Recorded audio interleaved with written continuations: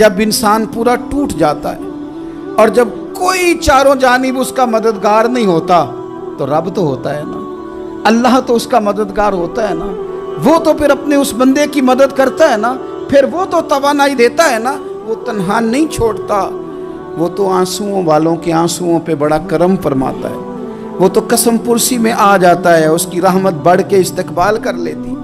اور زندگی میں کبھی کوئی ایسا وقت آئے کہ آپ محسوس کریں کہ تنہا رہ گئے ہیں اور کئی اپنے بھی مخالفین کی جماعت میں نظر آنے لگے ہیں، تو اس وقت پھر دل، روح، زبان اور ذہن کو یکجا کر کے سمجھ لینا کہ جب ساری دنیا ساتھ چھوڑ جاتی ہے تو رب کی رحمتیں اس وقت بھی ساتھ رہتی ہیں، اور اللہ کی مدد اس وقت بھی بندے پہ کرم نوازی کرتی ہے۔ آزمائش آ جاتی ہے، بڑے بڑوں پہ آ جاتی ہے، لیکن بعض اوقات بڑی تکلیف ہوتی ہے جب اس بندے کو لوگ کٹہرے میں کھڑا کر دیں جس کا جرم ہی کوئی نہیں، اس شخص سے لوگ سوال جواب شروع کر دیں جس بیچارے کے خیال میں بھی وہ بات نہیں، پھر وہاں وضاحتیں دینا، نہ کردہ گناہوں کی وضاحتیں دینا، یہ بڑا بوجھ بنتا ہے، بڑی تکلیف ہوتی ہے، اور لوگ کرتے ہیں یہ کام۔ پھر اللہ تعالیٰ جب بندوبست فرمائے، صحیح بخاری میں حضرت جریج کا ذکر فرمایا، جریج نفل پڑھ رہے تھے، ماں نے آواز دی، وہ آ نہیں سکے، نماز میں تھے، ماں ناراض ہو گئی، اس نے ہاتھ اٹھا کے کہا اللہ یہ اتنی دیر تک مرے نہ جب تک کسی بری عورت کا منہ نہ دیکھ لے۔ کسی اور کی دعا کے لیے سند نہیں ہے کہ وہ تیرے حق میں ضرور قبول ہوگی، لیکن ماں باپ کی دعا کے لیے میرے نبی پاک نے سند بیان کی ہے۔ سید عالم صلی اللہ علیہ وسلم فرماتے ہیں جب بھی ماں باپ اولاد کے لیے ہاتھ اٹھاتے ہیں رب ضرور قبولیت کا شرف عطا کرتا ہے۔ تو جہاں سند موجود ہے نا، کچھ افتتاح ابا جی سے بھی کرا لینے چاہیے، کچھ کام شروع کرنے سے پہلے صرف اماں سے ہی دعا کرا لینی چاہیے، یہ والا افتتاح بھی بڑے کام کا ہے کیونکہ یہاں سند بیان کر دیا میرے نبی کریم۔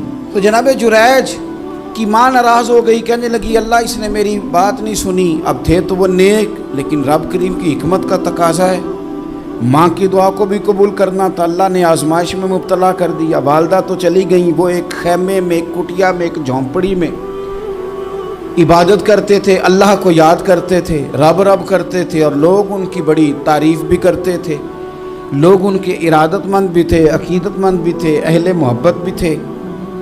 ایک عورت آ گئی، بس وہ اللہ کی حکمت پوری ہونی تھی، اس نے آ کے پہلے تو انہیں اپنی طرف مائل کرنا چاہا، جب نہ مائل ہوئے تو الزام لگا دیا۔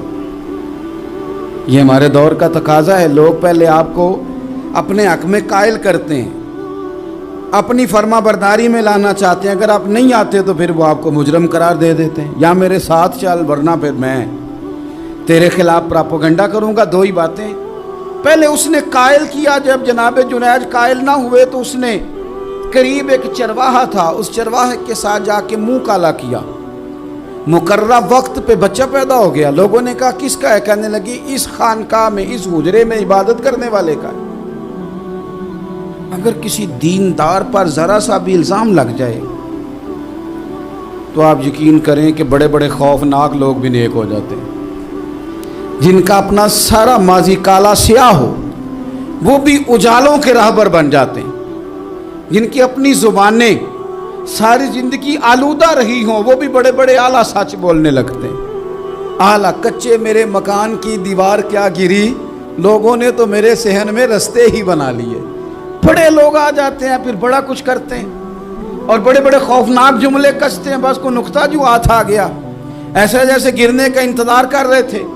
اب جناب لوگ اٹھے، احتجاج شروع ہو گیا، شور پڑ گیا، یہ بابا بڑا نیک بنتا تھا، نفل پڑھتا تھا، عبادتیں کرتا تھا، دیکھو اس کا حال کیا ہے کہ اس نے ناجائز بچہ پیدا کیا۔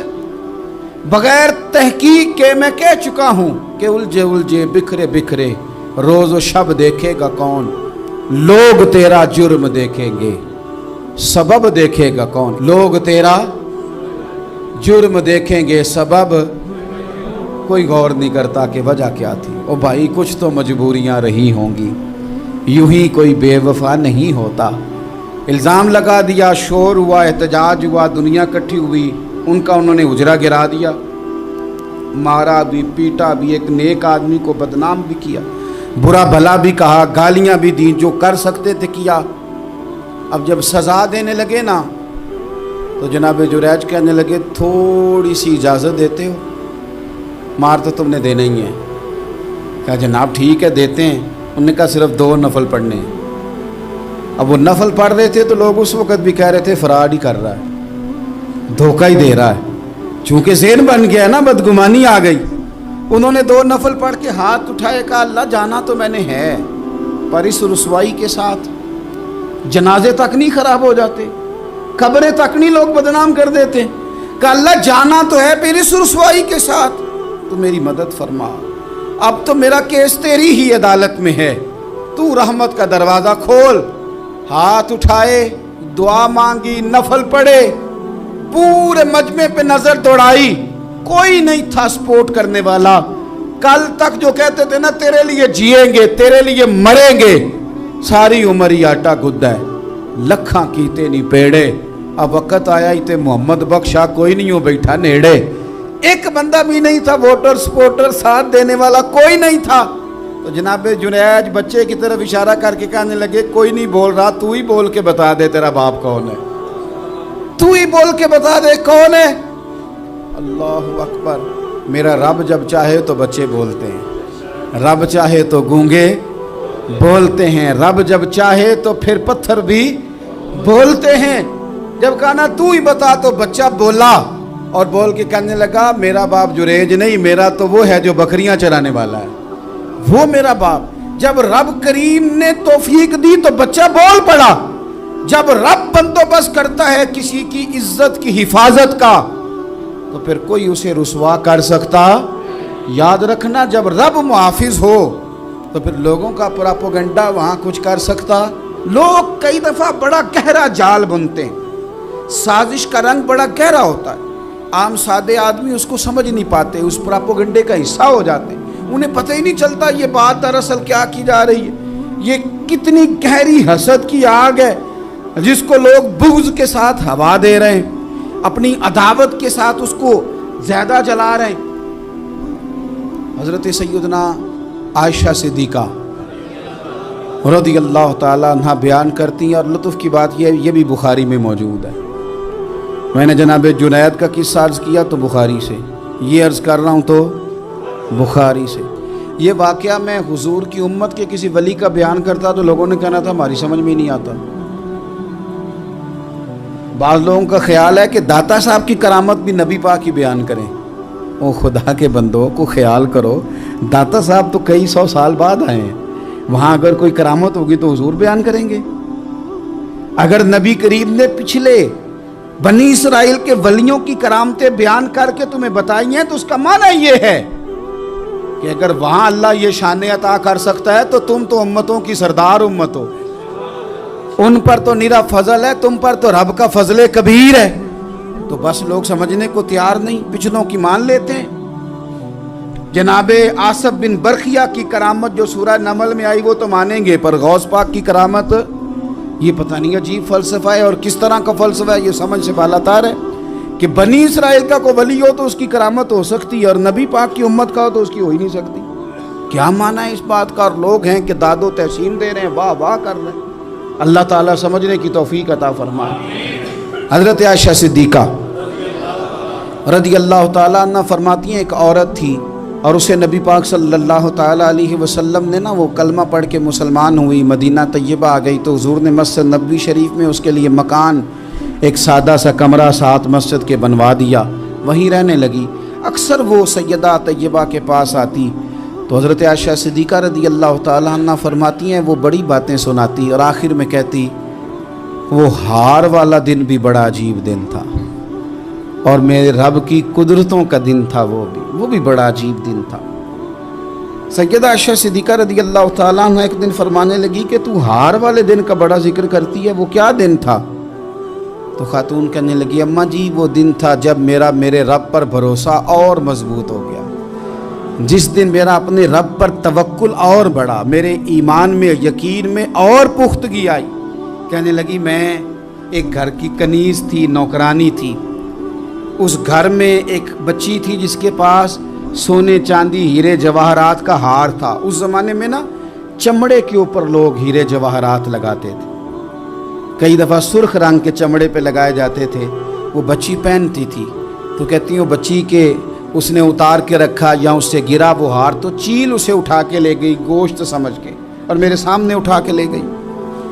घर वालों ने मुझसे पूछा, ये बुखारी में मौजूद है, घर वालों ने पूछा मुझसे कि वो हार कहाँ है, तो मैंने कहा चील उठा के ले गई। घर में कुछ चोरी हो जाए तो सबसे पहला इल्ज़ाम किस पे लगता है? मुलाजमीन पे।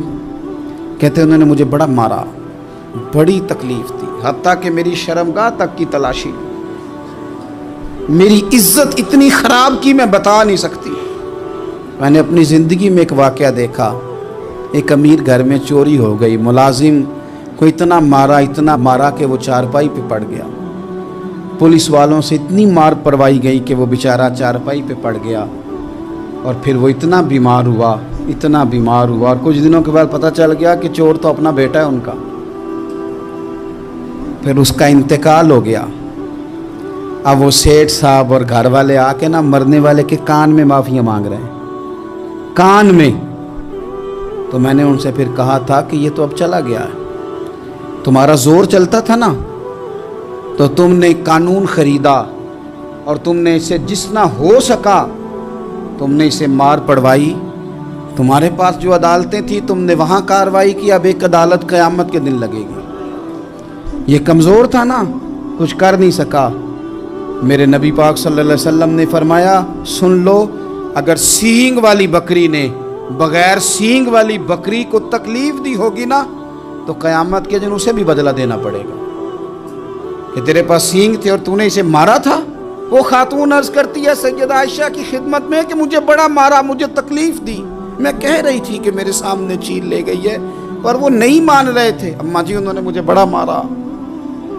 हज़रत आयशा सिद्दीक़ा कहती हैं फिर क्या हुआ? कहने लगी, अम्मा जी जब कोई मेरा मददगार ना रहा, मुझे तकलीफ़ दे रहे थे, रुसवा कर रहे थे, तो मैंने अपने रब से मदद चाही, मेरे रब की तरफ मैंने तवज्जो की। मैंने कहा मालिक अब तू ही मेरा मददगार है। कहती है वो मुझे मार रहे थे तो वो चील जो हार ले गई थी वही लेके वापस आ गई, और हमारे सरों के करीब ला के उसने जब उस हार को फेंका, वो मुझे छोड़ के साइड पे हुए। वो मेरी बेगुनाही जान गए, लेकिन आपको बताऊं उस दिन से मेरा अपने रब पर यकीन और बढ़ गया।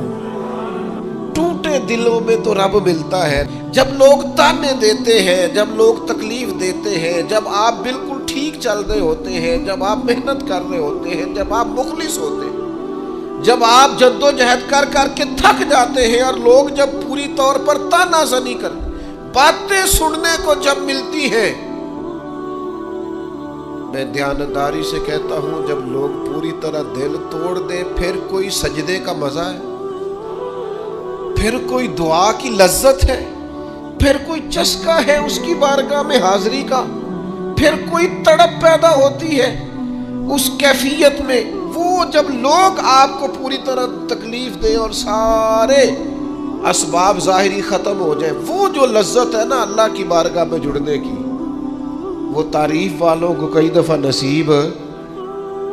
अगर मैं गलत नहीं हूं तो मैं इस नतीजे पर पहुंचा हूं कि अगर हमारे दिल से लोगों का खौफ निकल जाए ना, बरादरी, कबीले, इलाके, सोसाइटी और मुआशरे में जो हमने अपनी झूठी अना बना रखी है, अगर उसका खौफ निकल जाए तो बहुत सारे लोग दीनदार हो जाए, बहुत सारे लोग परहेजगार हो जाए, बहुत सारे लोग अल्लाह रसूल की रज़ा वाले हो।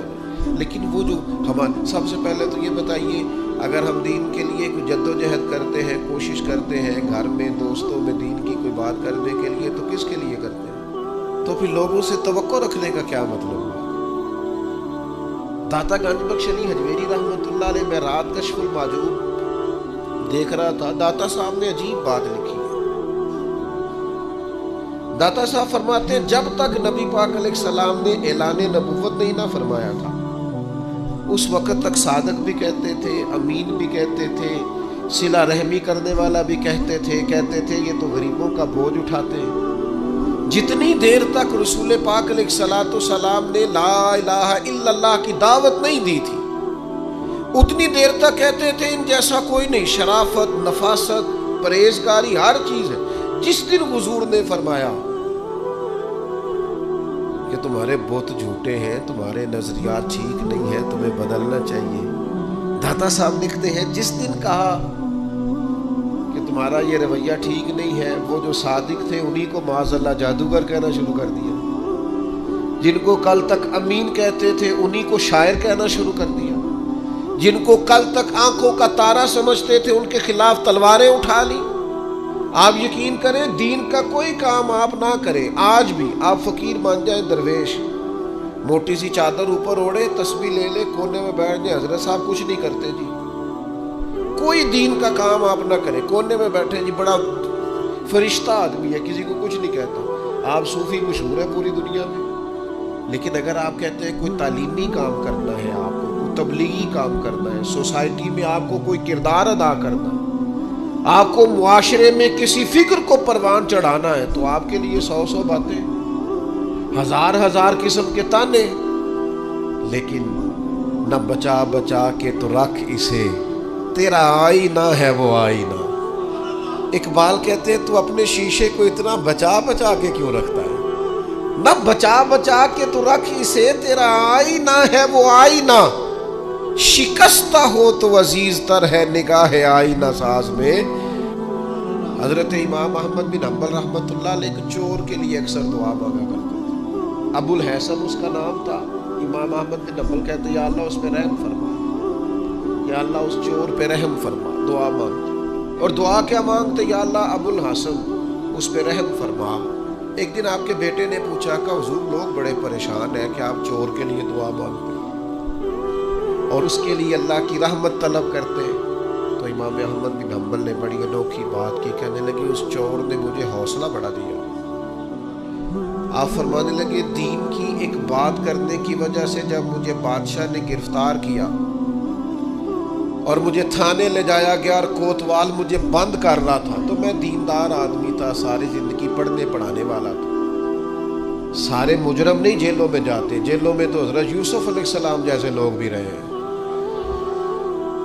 فرماتے ہیں مجھے لے جایا جا رہا تھا تو کچھ کیفیات تھی کہ لوگ کہیں گے جناب جیل میں۔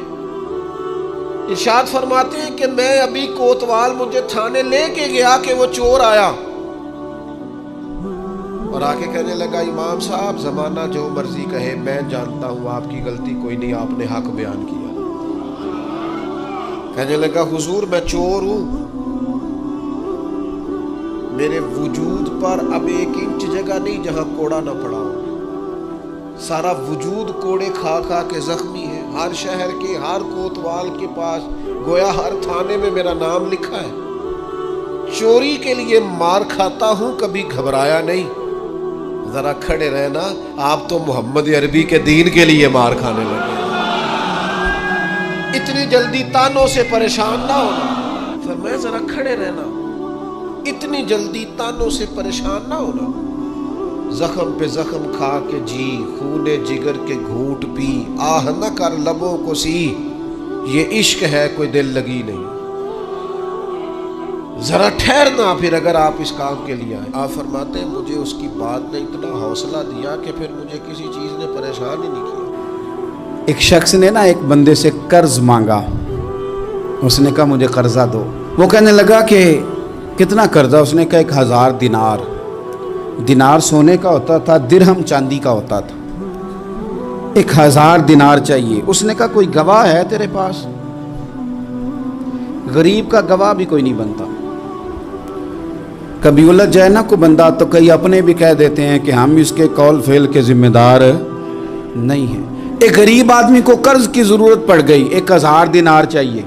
میں کہہ چکا ہوں کہ درہم چاندی کا ہوتا تھا، دینار سونے کا، اب 1000 دینار لینا ہے۔ تو جس بندے سے اس نے کہا، اگرچہ وہ نیک بندہ تھا، اس نے کہا یار 1000 دینار دے دو، تو کہنے لگا کوئی گواہ ہے تیرے پاس؟ وہ کہنے لگا غریبوں کا گواہ کون ہوتا ہے؟ ہاں ایک گواہ ہے۔ کہا کون؟ کا میرا رب، وہ تیرے اور میرے بیچ گواہ ہے۔ اس نے کہا کوئی کفیل، اگر تو پیسے نہ دے سکے تو وہ بعد میں دے دے، یا تجھے کچھ ہو جائے تو وہ دے دے۔ اس نے کہا کفیل بھی میرا اللہ ہی ہے، میرے پاس اگر ہے تو رب کریم کا نام ہے، اگر اعتماد کر سکتا ہے تو کر لے۔ بندہ نیک تھا، اس نے کہا رب کے نام پہ، رب کی کفالت پہ، اللہ کو گواہ بنا کے میں تیار ہوں تجھے 1000 دینے کو۔ اس نے 1000 دینار دے دیا، وقت واپسی کا طے ہو گیا، وہ چلا گیا پیسے لے کے۔ اس نے پوری محنت کی کہ میں نے وقت پہ پیسے لوٹانے، پوری محنت بھی کر لی، اللہ نے مدد بھی کر دی، پیسے بھی اس تاریخ کو اسے مل گئے۔ بعض لوگوں کا تو لوٹانے کا دل ہی نہیں نہ ہوتا۔ فرمایا حدیث پاک میں کہ تو لوٹانے کا ارادہ کر، رب تیری مدد بھی فرمائے گا۔ لیکن یہاں بہت سارے لوگ کہتے ہیں خیر ہے، ارادہ ہی نہیں، تو پھر جس طرح کا بندے کا گمان ہو رب بھی اسی طرح کا معاملہ فرماتا ہے۔ اس نے پیسے جمع بھی کر لیے اور واپس دینے کو تیار بھی ہو گیا، لیکن رستہ بحری جہاز کا تھا، کشتی کا تھا، دریا کے رستے واپس آنا تھا۔ اب وہ جب آ گیا دریا کے کنارے تو بڑی کوشش کی، پر وہاں اسے کوئی کشتی نہیں ملی۔ وقت پہ پیسے لوٹانے ہیں، سفر کرنا ہے، اب سواری میسر نہیں ہے۔ سوچ سوچ کے پریشان تھا کہ میں نے تو اللہ کے نام پہ لیے۔ اچانک دل میں ایک تجویز آئی، اس نے ایک لکڑی لی، لکڑی کو اندر سے کھولا، 1000 دینار اس میں بھرا، بخاری پڑھ رہا ہوں، اور ساتھ ایک خط بھی لکھا کہ یار میں پیسے پہنچانا چاہتا تھا پر مجھے کوئی چیز نہیں ملی دریا کے اس پار آنے، اللہ کے نام پر تیری طرف روانہ کر رہا ہوں۔ اور یہ کہہ کہ وہ لکڑی دریا میں رکھ دی، وہ لکڑی ڈوب گئی ہے، واپس آ گیا۔ وہ جس نے پیسے لینے تھے وہ عین مقررہ وقت پر دریا کنارے آیا۔ صبح سے سر شام تک اس نے انتظار کیا، دل ڈھلنے لگا تو دل میں خیال آ گیا کہ یار نہیں، اس نے دینا ہی نہیں، جھوٹا وعدہ کر گیا، پہنچا ہی نہیں وقت پہ۔ اب جب واپس لوٹنے لگا تو اچانک دریا میں ایک لکڑی تیرتی ہوئی دکھائی دی، کہنے لگا لے جاتا ہوں، شام کو روٹیاں پکانے کے کام آئے گی، ایندھن بنا کے جلا لوں گا، ہنڈیا پک جائے گی۔ لکڑی اٹھا کے جلانے کے لیے گھر لایا، گمان تھا کہ وہ نہیں آیا وعدہ کر کے، اللہ کو کفیل اور وکیل بنا کے اور گواہ بنا کے پھر بھی نہیں آیا۔ لکڑی لے کے گھر گیا، بخاری ہے، اور جب اس کو چیرا نہ کہ میں اس کی آگ جلاؤں گا، کھولا تو اندر سے 1000 دینار بھی نکل آیا، خط بھی نکل آیا۔ اب ذرا سمجھنا، اس کے دل میں بات کس نے ڈالی کہ تو لکڑی میں پیسے ڈال دے؟ اللہ نے۔ اس بندے کو مقررہ وقت پہ کنارے بھیجا کس نے؟ لکڑی صرف اسی کے ہاتھ آئی تو یہ بندوبست کیا کس نے؟ اللہ نے۔ گھر جا کے چیری تو پیسے بحفاظت اس تک پہنچائے کس نے؟ تو پھر ہمیں بھی توجہ اللہ کی جانب ہی کرنی چاہیے، ہمارے پہ دل کی توجہ رب کی طرف ہی ہونی چاہیے نا، ہمیں ادھر ادھر جانے کی، دیکھنے کی، بندوں پر غور کرنے کی ضرورت کیا ہے؟ وہ پیسے پہنچ گئے، یہ وہاں اپنی جگہ پہ پریشان تھا، اس نے 1000 دینار اور جمع کیا۔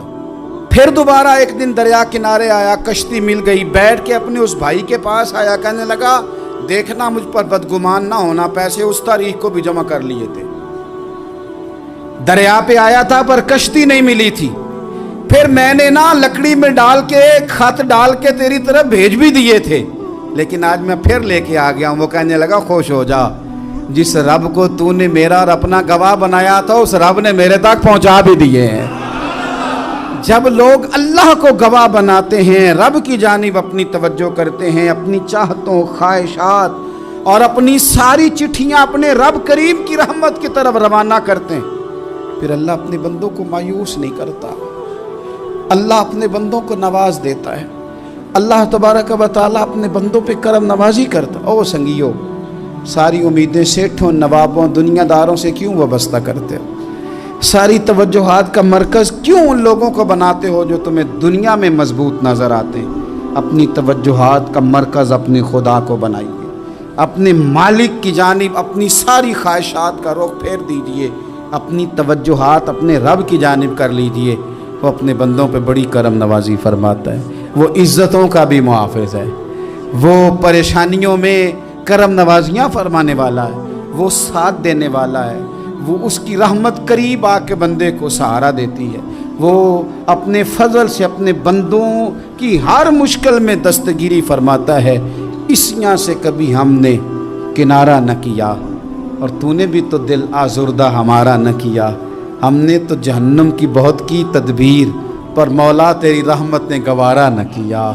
عدل کریں تے تھر تھر کمبن، اچیاں شانہ والے، تجھے تو فضل کریں تے بخشے جامن، میرے جے منہ کالے، آخر دعوایا ان الحمدللہ رب العالمین۔